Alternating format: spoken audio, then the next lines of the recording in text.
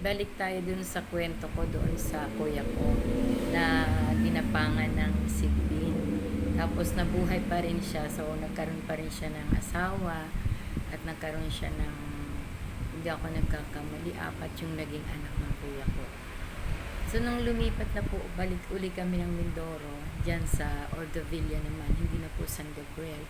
So, gugubat pa rin talaga yung natirhan namin doon. Talahiban naman yung tinirahan ng kuya ko nung nag-asawa siya. Maraming talahib, tsaka kugon, tsaka gubat pa rin yung katihan. So, nangyari naman, siyempre, para mabuhay yung mag-asawa, yun yung kinikwento ko sa inyo, yung ginapangan ng Sigbina na ospital ng kuya pa rin. At nakapag-asawa pa rin. Nakapanganak sila ng 4. At nung naroon na sila sa kanilang sariling bahay, ang trabaho ng kuya ko ay sa palayan. Sa palayan naman dyan sa Victoria. At meron diyang laganap na anong tawag doon, kasi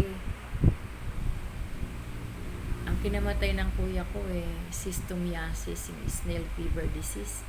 Yung snail na pumapasok sa mga pagitan ng paa, tapos kinakain naman ang mga laman loob, at doon din sila nanganganak.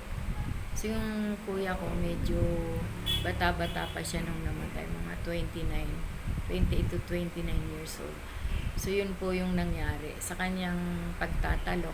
Yung pag sinabing nagtatalok, nagtatanim po ng palay, napasukan siya ng suso. At hindi naman lumaki yung tiyan niya, pero pumasok sa tiyan niya at sumusuka siya ng dugo. So nung dinala siya sa ospital, acute na, acute na yung mga suso doon sa loob ng kanyang tiyan.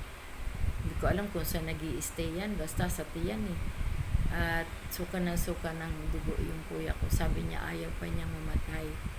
Pero wala po yatang gamot sa suso Diyan yan, laganap yan dyan sa Victoria. Marami na po diyang namatay dahil sa suso. Kaya takot na takot kaming umapak dyan sa Victor kapag may tubig. Kasi may mga suso nga dyan na pumapasok sa katawan pag mahina ang resistensya mo. So, yun po yung nangyari sa kuya ko. 29 years old siya namatay. Ang ikinamatay niya, hindi yung sigbin. Ang ikinamatay niya, sumusuka din siya ng dugo, at ang ikinamatay niya is snail fever disease sa kanyang edad na 28 to 29 years old. Ayan po yung kwento ko sa kuya ko. Yung pinakapanganay namin magkakapatid. Thank you for watching. Thank you for listening.